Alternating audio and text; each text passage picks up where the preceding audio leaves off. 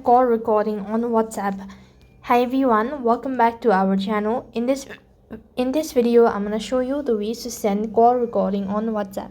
If you wanna go ahead and send the call recording on WhatsApp, then you need to follow these steps. So first of all, what you wanna do is you could either go to File Manager or you could simply go to the Recorders app.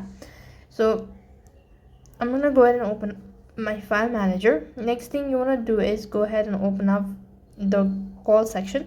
So type in call. Unfortunately, I do not have a single recorder in my device, so there is no such category.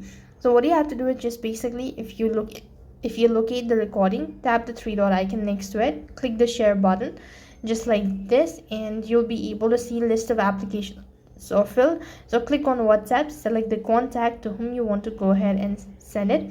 This way you could go ahead and send call recording on WhatsApp. That's all for this video. I hope the video was helpful. Make sure to like, share and subscribe to our channel. Thank you for watching. See you in the next video.